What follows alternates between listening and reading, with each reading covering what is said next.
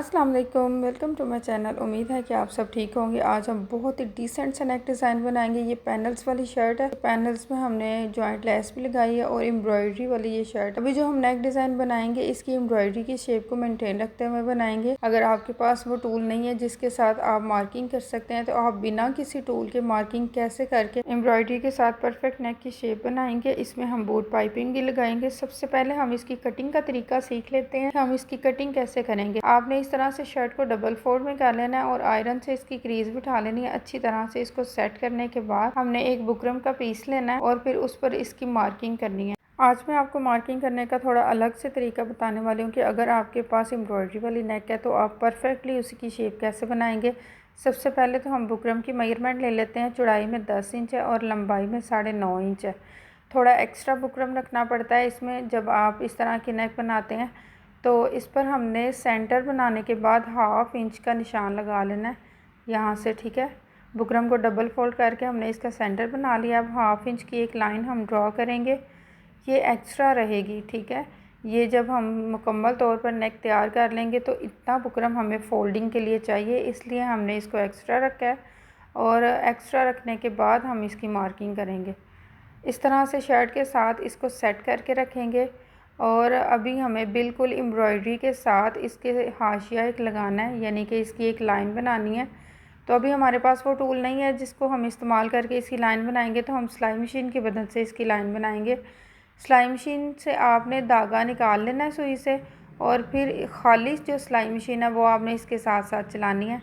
इस तरह से याद रहे कि आपने सिलाई मशीन से धागा निकालने के बाद ये वाली जो सिलाई है ये लगानी है इस तरह से। इसका मतलब सिर्फ हमारी जो मार्किंग है, जो हमारी शेप है वो बनाना है। अभी मैं आपको करीब से दिखाती हूँ कि इस तरह से हमने एक हाशिया बना लिया, एक हमने लाइन ड्रॉ कर लिया। इसको हम थोड़ा डार्क करेंगे। मैं चॉक की मदद से इसको डार्क करके आपको दिखाती हूँ कि ये हमने शेप बनाई है, बिल्कुल एम्ब्रॉयडरी के साथ वाली शेप, ठीक है। अभी एक्स्ट्रा हमने यानी कि 1 इंच एक्स्ट्रा रखने के बाद फिर हमने इसकी कटिंग कर देनी है।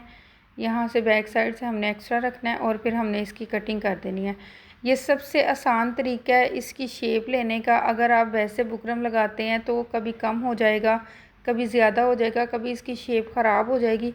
अगर आपको परफेक्टली एम्ब्रॉयडरी के साथ शेप चाहिए तो आप इसी तरीके को यूज़ करें। इतने ज़्यादा आसान और नीट तरीके आपको सिर्फ़ और सिर्फ इसी चैनल पर देखने के लिए मिलेंगे, तो चैनल को सब्सक्राइब कर लें ताकि आने वाली हर वीडियो का नोटिफिकेशन आप तक पहुँचे। अभी जो हमने नेक बनाने के लिए बुकरम कट किया, इसको एक्स्ट्रा फैब्रिक पर हमने पेस्ट कर लिया और इसके किनारे को अच्छी तरह से ग्लू लगाकर फोल्ड कर लिया। आप इसको रफली सिलाई लगाकर भी फ़ोल्ड कर सकते हैं, लेकिन मैंने इसको ग्लू लगा के आयरन करके अच्छी तरह से फ़ोल्ड कर लिया और सेंटर से कट करके एक साइड पे रख दिया। अभी जो हमारी शर्ट है इसके सेंटर में हमने पाइपिंग करनी है, तो उसका भी तरीका थोड़ा हटके और थोड़ा अलग रहेगा। सबसे पहले आपने सेंटर से इसको कट कर देना, ठीक है। बड़ी एहतियात के साथ बिल्कुल सेंटर से आपने इसको लास्ट तक कट करना है जहाँ तक आपकी एम्ब्रॉयडरी है। इसके बाद हमने इस पर पाइपिंग करनी है। आपने लास्ट से इसकी पाइपिंग लगानी शुरू करनी है। आपने गले के शुरू से इसकी पाइपिंग को लगाना शुरू नहीं करना। पाइपिंग बनाने के लिए पट्टी मैंने पहले से तैयार करके रखी है। ये एक एम्ब्रॉयडरी के कलर वाला फैब्रिक है। इस पर हमने ज़ीरो की बुकरम चिपकाई है। इसकी चौड़ाई जो है वो 1 इंच है। इस तरह से फिर हमने इसकी आयरन से क्रीज बिठाई है। एक तरफ हमने इसका किनारे को फ़ोल्ड किया है। अभी हम लास्ट से भी इसके किनारे को फ़ोल्ड करके सिंपल ही एक सिलाई के साथ इसको अटैच करेंगे शर्ट के साथ। इसका जो किनारा एक हमने फ़ोल्ड किया है वो तकरीबन 1 सेंटीमीटर हमने फ़ोल्ड किया है। इसके बाद हम इसको अटैच कर रहे हैं शर्ट के साथ। एक्स्ट्रा जो रहेगी पट्टी उसको हम कट कर देंगे। एक सिलाई लगाने के बाद फिर आपने इसकी चौड़ाई को मेंटेन कर लेना है कि जितना फैब्रिक आपका शर्ट के साथ है उतनी ही चौड़ाई हमने इस पाइपिंग की रखनी है, ठीक है। एक सिलाई लगाने के बाद दूसरी सिलाई हमने इस तरह से लगानी है कि पाइपिंग को फ़ोल्ड करने के बाद आप अगर फ़र्स्ट टाइम लगा रहे हैं तो इसको आयरन ज़रूर कर लें, लेकिन मुझे प्रैक्टिस होने की वजह से मैं इसको आयरन किए बगैर भी इजीली लगा सकती हूँ, इसलिए मैं इसको आयरन किए बगैर ही लगा रही हूँ। एक सिलाई कंप्लीट करने के बाद जब हमने दूसरी तरफ की पाइपिंग लगानी है तो वो भी हमने लास्ट से ही शुरू करनी है। जिस तरह से हमने इस पाइपिंग को लगाना शुरू किया है सेम उसी तरीके से हमने लास्ट से दूसरी साइड की पाइपिंग भी लगानी शुरू करनी है। इसका फ़ायदा ये होता है कि जो हमारी लास्ट में नोक बनती है ना वो बिल्कुल बराबर बनती है और जो एम्ब्रॉयडरी है बिल्कुल इसके साथ साथ हमारी सिलाई आती है।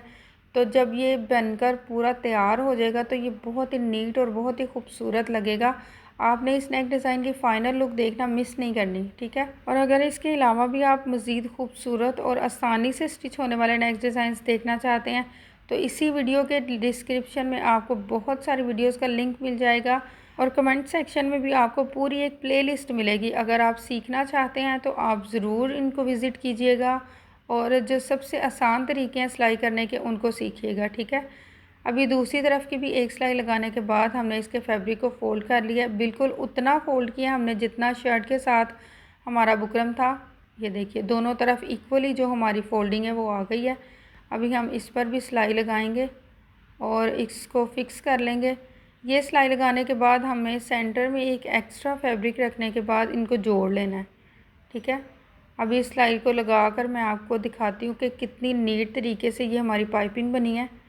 इस पाइपिंग को बनाने के बाद सेंटर में हमने एक एक्स्ट्रा फैब्रिक रखना है, लेकिन इस गले की लंबाई को आपने देख लेना है कि 7 इंच तक इसकी लंबाई जो है ना वो रेडी रहनी चाहिए। इसके बाद जो नीचे वाला स्लिट है उसको बंद करने के लिए हमने इस फैब्रिक को अटैच करना है।